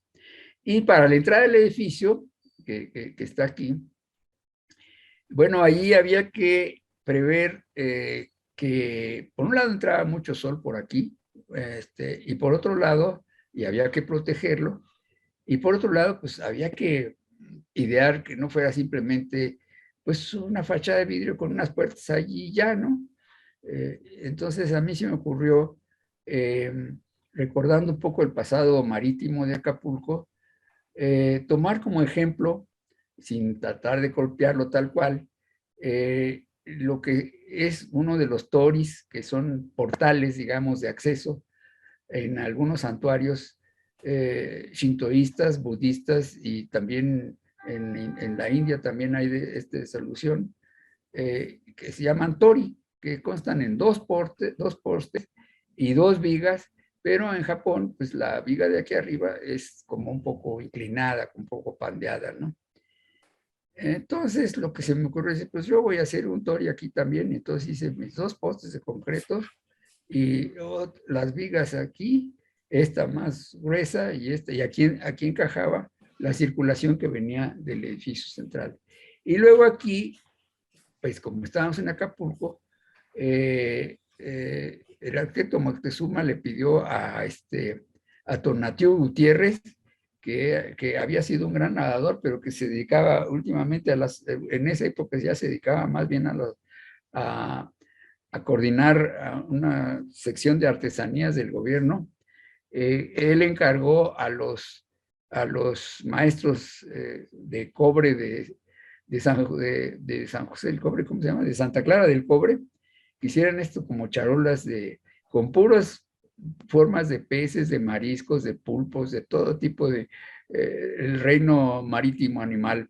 Entonces esto era un poco para darle ambiente de Acapulco al vestíbulo del teatro, ¿no? Estos dos elementos. Pues para darle porque aquí este es un santuario muy interesante por donde entran barcos en peregrinación a este santuario por el agua y entran debajo de esto. Y entonces dije, bueno, pues yo voy a poner un tori también aquí. Y así lo hice. El teatro nos quedó realmente bastante bien. Y afortunadamente de todo este conjunto es casi la única parte que sí se usa bastante, porque ahora es sede de la Orquesta Filarmónica de Acapulco, lo cual me da un gusto enorme, porque sí, por lo menos eso se está... ¿Cómo? Bueno, sí, alguien ¿Tiene botones? ¿Cuántos botones tiene? alguien tiene a su bebito ahí junto. Ricardo Rodríguez es el que tiene su micrófono. Por favor, apáguelo. Bueno, Está desconectado, perdón. Bueno, entonces, aquí vemos las distintas posibilidades que tenía este teatro, que ojalá que la siga teniendo, porque esto contó con la asesoría y más bien fueron construidas por un experto en mecánica teatral, que se llamó y que lo recomendó don Julio Prieto, y que hizo una labor estupenda, porque aparte de que tenía telones y decoraciones que se podían hacer aquí dentro, y tenía un ciclorama, que es un elemento acústico y visual importantísimo aquí está el ciclorama desplegado, aquí hay unas jambas aquí laterales, y este es el escenario propiamente. Pero aquí está un foso de orquesta, o sea que había la posibilidad de que esto funcionara como foso de orquesta, o había la posibilidad de que se ampliara el escenario y tapara el foso de orquesta, ¿no? Pero también tenía estas otras posibilidades. Atrás había un espacio donde estaba una plataforma circular como la que alguna vez yo vi en Bellas Artes, que tenía esta plataforma revólver, ¿no? Que mostraba tres tipos de escenografías según el acto que fuera. Entonces esta podía correr para acá, porque ya, había rieles en el piso y corrían así, y entonces aquí podía haber una obra de 3 actos con 3 escenarios aquí en el centro, o bien había estas otras 2 plataformas laterales que también corrían y que sustituían lo que hubiera aquí. Desde luego el ciclorama se tenía que levantar para que pasaran estas cosas, ¿no? Y finalmente la misma plataforma se podía ampliar aquí, cubriendo el foso de orquesta, y se podía inclusive, aquí había, no se ven, pero aquí se podía abrir una parte de aquí y una parte de aquí, y había una posibilidad de prolongar la escena hacia los lados, como para una cosa así. Yo he visto en algunos teatros que sí hay foros laterales, ¿no? Y entonces le hablan a uno los actores o un coro o lo que sea. Y arriba había, bueno, aquí había una cabina de súper equipada de sonido, de iluminación, de todo. Y había también, arriba también había cabinas de traductores. Entonces, era realmente muy satisfactorio participar en este proyecto. Y yo aprendí muchísimo de cómo es un teatro. En cuanto al teatro posterior, al teatro abierto, pues también tenía su chiste, porque era un teatro al aire libre para 2.400 espectadores, que parece mentira, pero cabían más que en el teatro a cubierto. Pero tenía camerinos, cabinas de sonido, iluminación nocturna. Aquí se ven las unidades de iluminación nocturna para lo que fuera. Y tenía desde luego su cabina aquí arriba también con más iluminación, cañones, etcétera. Y aquí un muro posterior con una pantalla desplegable por si había que hacer proyecciones, etcétera. Entonces funcionaba muy, muy bien. Y aquí detrás pues había la entrada y salida de actores. Aquí se ocultaba, digamos, la parte de camerinos que quedaba, me parece que abajo, etcétera. Y aquí la plataforma de la orquesta. Les quiero decir que el día de la inauguración, que sí vinieron los 10,000, bueno, no vinieron los 10,000 todos al mismo tiempo, porque venían y se inscribieron unos primero y otros después, pero siempre había gente, al mismo tiempo sí había por lo menos 5,000 gentes ahí, entre unos y otros salones andaba mucha gente, y cuando se inauguró este teatro al aire libre, bueno, era un espectáculo impresionante, porque se inauguró de noche con la delegación brasileña que vino a este congreso, que era de agencias de turismo y de convenciones. Pues trajo a un grupo de bailarines de samba brasileñas, impresionante, que pues lució aquí maravillosamente bien en este espectáculo nocturno, ¿no? Muy, muy, muy bien. Pues desgraciadamente esto después no fue bien administrado, y como les digo ahorita, casi lo único que funciona bien es la Sinfónica de Acapulco. Estas fueron pues las dos obras más grandes y más importantes en las que he intervenido, obras arquitectónicas. Las dos fueron pioneras en su tiempo y me dieron muchas satisfacciones por los resultados de mi participación. Y en ambas quedo en deuda, porque ya no están con nosotros quienes generosamente me invitaron a participar junto con ellos en esos magnos proyectos. En el edificio Monterrey, el arquitecto, maestro y amigo Enrique de la Mora y Palomar, a quien le debo muchas otras cosas, y siempre, siempre lo recuerdo con mucha gratitud. Y en el Centro de Convenciones de Acapulco, a los colegas, compañeros y amigos míos, Enrique García Formentí y Jaime Anclares García, así como al arquitecto Pedro Moctezuma Díaz Infantes, que realmente es el que había promovido esta obra, y con quien mantuvimos acaloradas sesiones de discusión durante la elaboración de este proyecto, pero no cabe duda que estaba muy interesado en que quedara bien. Entonces eso hacía que cada paso del proyecto se discutía con él en su oficina, y a veces eran discusiones muy acaloradas. Pero siempre quedamos en muy buenos términos con él, y a todos ellos se lo agradezco mucho.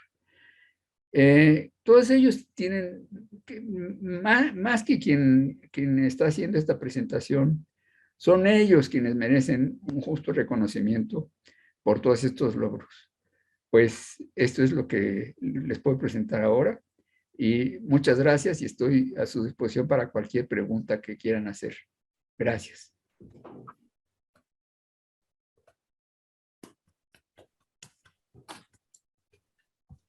Gracias, doctor Alberto González Pozo. ¿Podría dejar de compartir la pantalla? Sí, déjeme ver. Deja de compartir, sí. Ya. Y vamos a proceder con la sesión de preguntas y respuestas. Las preguntas se pueden hacer en voz directa o también mediante el chat. Los escuchamos. Bueno, yo levanté la mano para manifestar mi emoción al oír esta nueva sesión. Los dos edificios me parecen magníficos. Yo soy un admirador del edificio de Seguros Monterrey. Me parece una auténtica joya. Y alguna vez tuve oportunidad, siendo muy jovencito, de estar en el Centro de Convenciones de Acapulco, coincidiendo con una Miss Universo que creo que fue en el año 1975, 77, no sé cuándo, pero son recuerdos así de adolescencia. Y bueno, no cabe duda la maestría del arquitecto Enrique de la Mora, que veo que está por aquí su hijo Enrique. Pues, saludos, Enrique. Pues ha sido muy, muy emotiva y con un material gráfico impresionante, ¿no? Lo del proceso constructivo del edificio Monterrey, que habíamos tenido oportunidad de ver algo en el tercer Congreso Hispanoamericano de Historia de la Construcción que hicimos en enero de 2019 ahí en el antiguo Palacio de la Inquisición. Y bueno, desde entonces tenemos ganas de publicar un libro, una monografía simplemente sobre la historia de ese edificio y digamos la biografía de ese edificio, ¿no? Entonces, es uno de los compromisos que tenemos en el que está participando activamente la doctora Elisa Drago. Esperamos que podamos hacer ese monográfico sobre esa obra maestra de la arquitectura mexicana del siglo XX. Y pues agradecerle otra vez a Alberto pues la plática tan rica y tan llena de detalles, incluso de anécdotas interesantes que la hacen todavía más rica. Mil gracias, Alberto. Gracias a ustedes. Gracias, Dino. Y quiero expresar también, saludo también a Enrique de la Mora Askenazi, el hijo mayor del arquitecto de la Mora. Me da mucho gusto que esté con nosotros. Y a otras caras, a Marta Elena Campos, que también formaba parte del staff de la Mora durante algún tiempo y que ella estuvo casada con, bueno, es viuda de Pedro de la Mora, que también participó en el edificio Monterrey. Víctor Arias, desde luego la doctora Elisa Drago, Juan Antonio Siller, que hace mucho tiempo que no lo veía. En fin, no voy a saludar a todos, pero me ha dado mucho gusto ver a tantas personas interesadas en esta plática. Hay una pregunta en el chat, doctor González Pozo, y es de José Zaragoza, que dice, de los 3 proyectos que ha presentado el día de hoy, ¿cuál le ha dejado un grado mayor de experiencia y de satisfacción? Bueno, fueron 2 proyectos nada más, no 3. Y los 2, no puedo decir cuál es mayor grado de satisfacción. Todos me dejan, en general, desde la vez pasada, las cosas, lo que yo llamo mis pininos, mis primeras incursiones en la arquitectura, pues también me dieron muchas oportunidades y de todos, no pongo a uno delante de los demás, sino que voy narrando más o menos lo que aprendí con cada una de las cosas en las que he intervenido. Además, siempre estuve acompañado por otros colegas a quienes sí juzgo que es importantísimo reconocerles su mérito y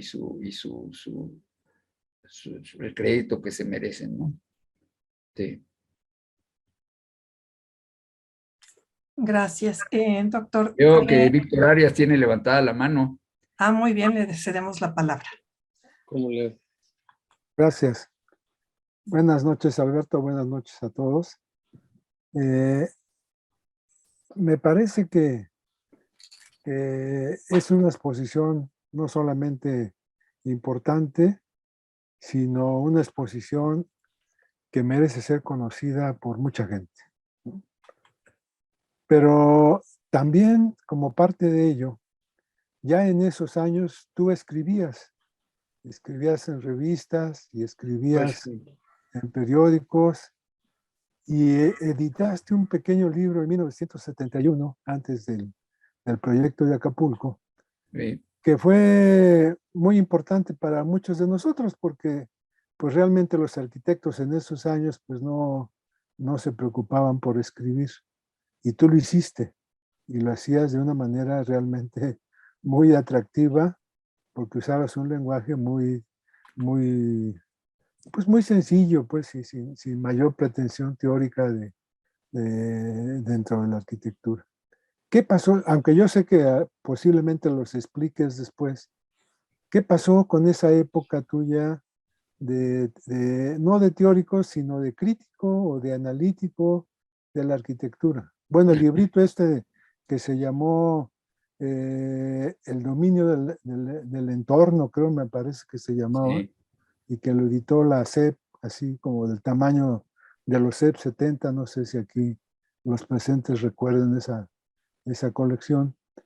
Y después tú dijiste que ese libro pues ya no te satisfizo, ¿no? Pero a No, muchos sí, no tanto. pero a muchos sí nos siguió gustando la manera en que abordabas esos problemas del dominio del entorno. Y entonces, ¿qué pasó con esa práctica de la crítica arquitectónica, Alberto? Pues Con esa mira, Víctor, la pregunta. verdad es que sí va a haber otra sesión en donde sí voy a hablar casi nada más de eso, de la parte en la que me tocó escribir para revistas, escribir libros, escribir, no solamente ese, sino he hecho otros libros. Y pues de eso sí amerita toda una sesión. Así que ahorita solamente te digo para contar brevemente que la teoría de la arquitectura, que era en realidad el tema de ese libro del dominio del entorno, yo no le quise poner teoría de la arquitectura, pero era mi propia teoría de la arquitectura, pues sigue siendo mi principal ocupación como docente con maestros de licenciatura y con alumnos del posgrado. Y sí pienso seguir, siempre siento que la estoy construyendo siempre, pero pues eso creo que amerita una plática mucho más larga. Ahorita por pronto me conformo con decirte eso, que nunca he dejado esa pasión también por la teoría y por escribir. Enrique tiene también que creo que preguntar algo, Enrique de la Mora. Así es, le cedemos la palabra, por favor. Muchas gracias, muy amable. Alberto, felicidades por esta presentación magnífica de estas dos obras. A mí me tocó vivir esta obra cuando yo tenía entre 15 y 17 años y me acuerdo del enorme entusiasmo con que todos los días mi papá nos platicaba del avance, de todos los detalles de la obra, de tu presencia permanente ahí, de las gran cantidad de fotos que tomabas y de su relación excelente con Sebart, hermano de Adolfo, que era vecino nuestro allá en San Ángel, y de la relación administrativa que no era tan fácil con Holden, de la participación de mi tío Pedro de la Mora. Y bueno, pues fue una de las obras emblemáticas de mi papá. Muchas gracias, Alberto. Felicidades. Sí, sí, tienes toda la razón, Enrique. Es la obra emblemática de tu padre y yo estoy felicísimo de haberlo acompañado en esa obra. Sí, claro. Doctor González Pozo, además de muchas felicitaciones de la gran mayoría de los participantes, hay una pregunta que es combinada por una parte de Edith Cota y la segunda parte de María del Rocío Hernández, que preguntan sobre el centro de convenciones en cuanto a la acústica, la primera, y la segunda en cuanto al número de baños. Sí, efectivamente. Era una cosa que teníamos que tener mucho cuidado. Voy a hablar primero de la acústica. Allí se llamó a un experto en acústica del Instituto Politécnico Nacional, un ingeniero Tobar, que ya falleció también. Desgraciadamente ya la mayor parte de todos los que participamos de una o de otra manera en esa obra ya fallecieron. Pero en fin, no sé si se queden todavía alguno por ahí. Por ejemplo, me dice Pepe Reigadas, nuestro presidente de la Academia Nacional de Arquitectura, que él estuvo entre los que iban al edificio Monterrey por parte de la constructora Santiago Grinham. O sea que sí, eran lugares en los que participaban muchísimas gentes, y sí, a todas hay que darles crédito, por supuesto. Sí. Pero no sé si ya me desvié de la pregunta, si contesté adecuadamente lo que me preguntó o quedó algo pendiente. Le preguntaban también sobre el número de baños. Sí, el número de baños. El número de baños, consultamos el reglamento de aquí del Distrito Federal y lo asignamos de acuerdo con esos proporcionamientos. Estoy de acuerdo que entonces el reglamento del Distrito Federal no era tan exigente como después fue, pero sí seguimos más o menos estas. Y además, era una cuestión, ahí habría que calcular también las distancias, porque imagínese un edificio tan grande y si está en un salón gigantesco y le queda para cualquier necesidad de un baño allá en otra parte central, pues no. Entonces había que repartirlos en cada una de las partes funcionales del edificio para que pues más o menos fueran accesibles con facilidad a un número grande de personas. Sí, claro que sí. Están bien dosificados, creo yo. Gracias, doctor Alberto González Pozo. Cedemos la palabra a la arquitecta Marta Elena Campos Newman, por favor. Te felicito, Alberto. Estoy encantada de participar en tu cátedra porque me recuerdas tantas cosas. Nada más una aclaración. Pedro era, en aquel entonces, trabajaba con Santiago Grinham y fue residente y supervisor de la obra. No fue administrativo de parte de Holden. En ese momento fue la torta de Sofía, mi hija, que estaba esperando, que nació en 62, y Grinham le ofreció, y yo lo animé a que así fuera, porque es el pan seguro. Fue jefe del Departamento Hipotecario de Seguros Monterrey y ya se quedó ahí checando todas las obras en las cuales invertía Seguros Monterrey en las hipotecas. Pero sí, en ese momento trabajaba con Santiago Grinham y fue residente y supervisor de la obra desde el punto de vista arquitectónico, no administrativo. Bien. Sí, muy bien, sí, buena aclaración, Marta Elena. Hay una pregunta de Fabricio Lázaro. No sé si la quiere estructurar directamente o prefiere que se lea.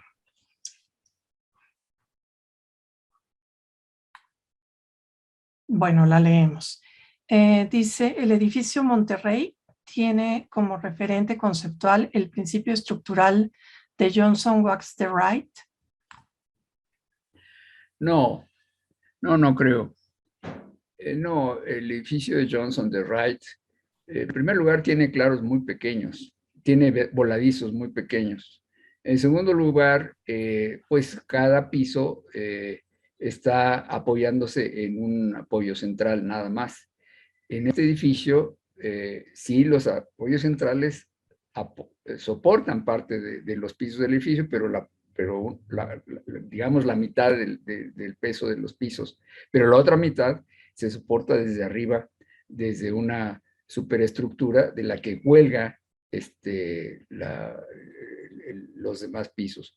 Y no, la torre Johnson Wax no tenía esos principios. No sé si eso le responde su pregunta. Gracias. Me gustaría leer la extensión que puso el propio Fabricio. No sé si tú te puedes conectar, Fabricio. Pero desde Oaxaca, Fabricio Lázaro dice, el edificio Monterrey anticipó mínimo en 20 años al Shanghai Bank de Norman Foster. Guardadas las proporciones, porque los edificios de Foster ya eran estructuras enormes, ¿no? Y pues aunque sí es un edificio pues, para esa época bastante importante y bastante grande, pues no se puede comparar 6 pisos con 20 o con 40 o 60 pisos.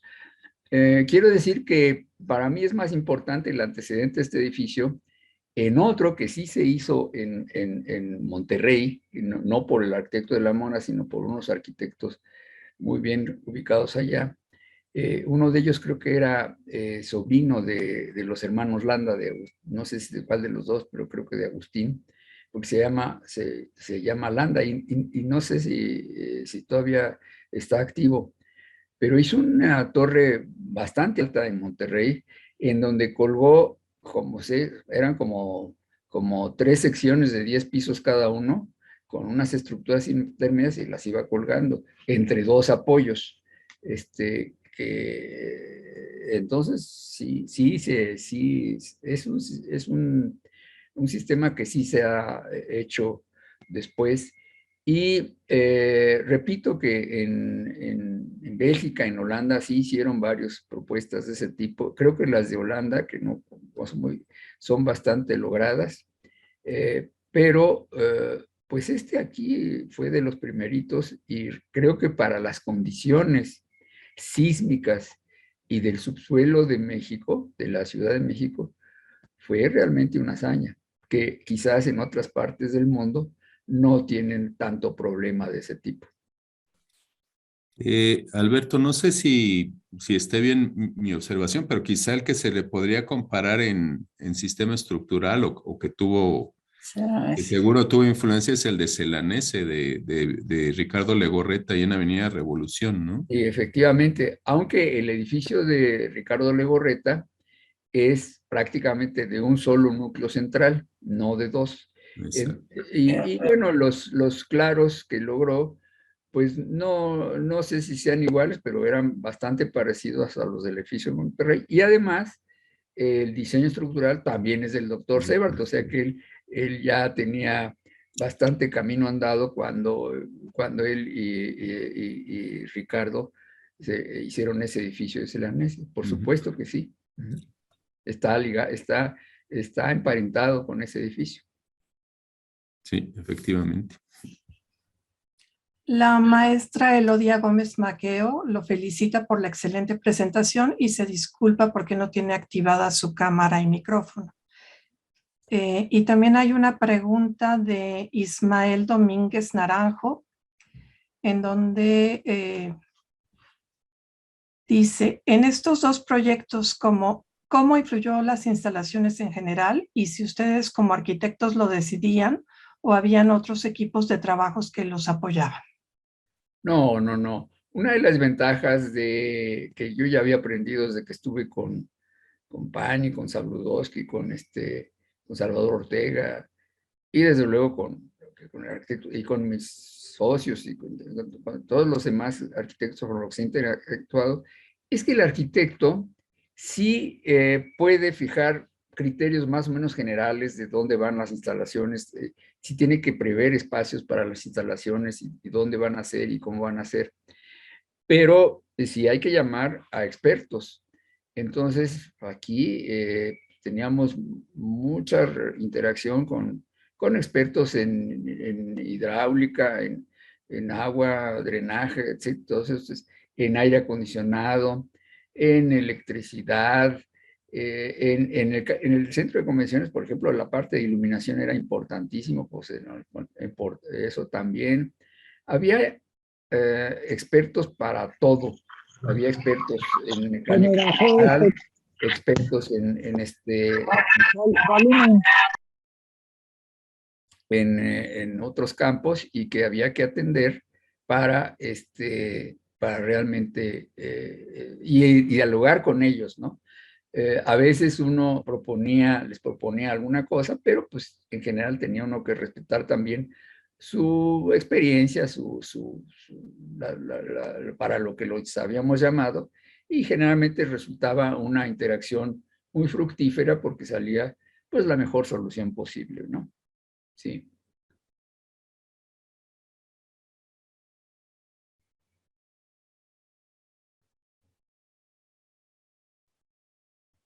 Tienes apagado el micrófono, Celia. Gracias, perdón. De Juan José Astorga, que comenta que en ambas obras es muy relevante la correlación entre la concepción espacial arquitectónica y el diseño estructural.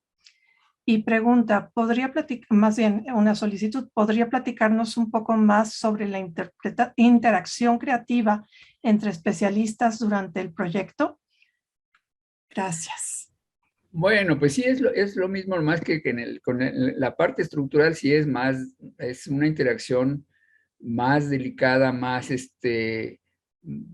decisiva, porque las estructuras de alguna manera tienen forma, y las formas también nos interesan mucho a los arquitectos, qué forma va a tener esto. Entonces, sí,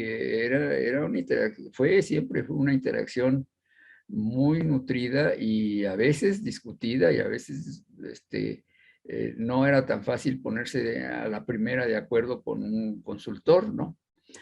Pero pues siempre yo siento que si el arquitecto no se siente que es el que lo sabe todo y el que tiene resueltos todos los problemas, sino que escucha. Si hay expertos, si hay gente que tienen más experiencia que uno en un campo determinado, pues por lo menos hay que escucharlos, ¿no? Y bueno, si tienen ideas un poco distintas de las que nosotros teníamos, bueno, pues podemos intentar eh, pues también discutir con ellos nuestro propio punto de vista, etcétera. Pero finalmente sí tenemos que tomar en cuenta sus opiniones, si no, pues fíjese qué resultados habría. Entonces sí es un trabajo que afortunadamente siempre ha sido de respeto y de acuerdo. Y cuando no es posible, bueno, pues que no es la única, que ya me ha pasado, bueno, pues entonces, pues mejor buscar otra solución y quizás otro experto, no sé, pero de eso no me gusta mucho tampoco mencionar casos específicos, porque sí los hay. A veces pues no se ponen de acuerdo y pues entonces hay que buscar a, otra posible solución. Sí.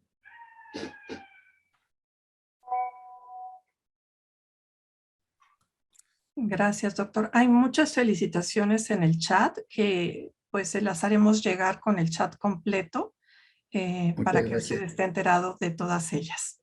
Y cedo el micrófono al doctor Juan Ignacio del Cueto. Bueno, pues muchas gracias a todas y todos por su asistencia. Tenemos que ir cerrando esta sesión. Y bueno, con la que cerramos de hecho el año. Nos veremos ya el próximo año, el miércoles 12 de enero. Me voy a permitirle dar lectura a las 8 sesiones que nos quedan, al título de las 8 sesiones.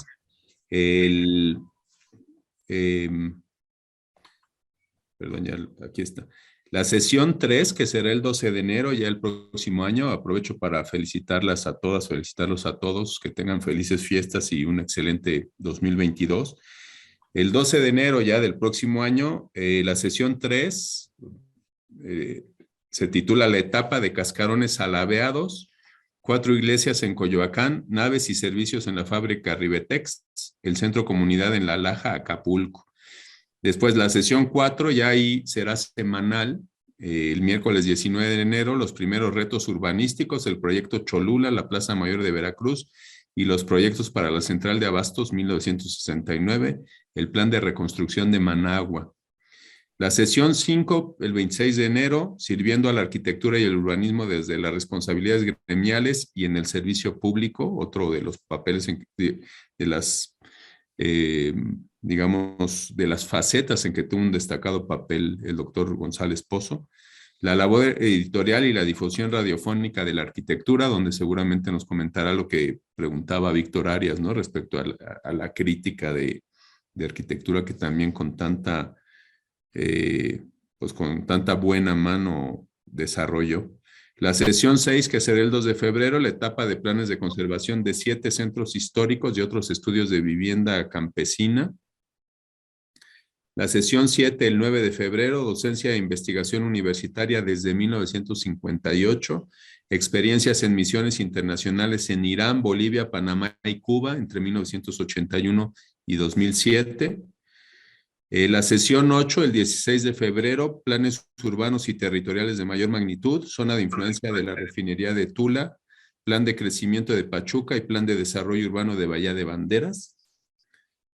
La sesión 9, el 23 de febrero, los planes maestros de conservación de las catedrales de México y Oaxaca, el antiguo Colegio de San Pedro y San Pablo y el antiguo Hospicio Cabañas, o sea, sus intervenciones en conservación patrimonial. Y la 10ª sesión, el 2 de marzo, con la que cerraremos el día de la clausura, que seguramente intentaremos hacerlo en el auditorio del MUCA o incluso en el Teatro Carlos Lazo, ya veremos, pero será dedicada a catalogación, diagnósticos y programas de conservación en la zona Patrimonio Mundial en Xochimilco y Tláhuac. Reflexión final sobre una trayectoria dispersa. Así que tendremos esas sesiones muy ricas y bueno, tenemos filmada una especie de visita guiada a las chinampas de San Gregorio en Xochimilco que hicimos hace un par de semanas. Una maravillosa visita. Y la otra esperamos que pueda ser presencial, que sería pues la visita a 4 de sus iglesias en Coyoacán. Pues creo que no se puede decir nada más. No sé si quieres comentar algo de cierre de esta segunda sesión, Alberto. No, nada más, muchas gracias a todos, muchas gracias a la Facultad de Arquitectura y a su actual director y su equipo. Y también nuevamente, muchas gracias, aunque sea ya muchos años después, a quien tuvo la idea de organizar esta plática, que fue Javier Cortés Rocha, quien propuso al director en aquel entonces, en 1984, que se hiciera una cosa así en la facultad. Y eso realmente ha dado, no por mí, sino por lo que veo los demás que han intervenido, muy buenos frutos. Muchas gracias. Eso es todo. Efectivamente, habría que agradecer desde luego a Ernesto Velasco, que era director entonces, y a Javier. Y al doctor Javier Cortés Rocha, pues la propuesta. El doctor Cortés Rocha era el jefe de la División de Estudios de Posgrado y fue quien hizo la propuesta original que nos ha llevado a tener, bueno, hasta ahora con esta 36 ediciones de la Cátedra Extraordinaria, pues en realidad a cada cual más extraordinaria. Bueno, siento cerrar la sesión con una nota necrológica. Nos avisaron hace un momento del fallecimiento de nuestro querido doctor Fernando Martín Juez, profesor del CIDI, del Centro de Investigaciones de Diseño Industrial y creador del posgrado en Diseño Industrial. Es una noticia muy triste para la Facultad de Arquitectura. Descansa en paz el querido Fernando Martín Juez. Y bueno, felices fiestas y que tengamos todos un magnífico 2022. Buenas tardes a todas y todos. Buenas noches ya. Buenas noches. Gracias, Alberto. Gracias a ustedes. Noches.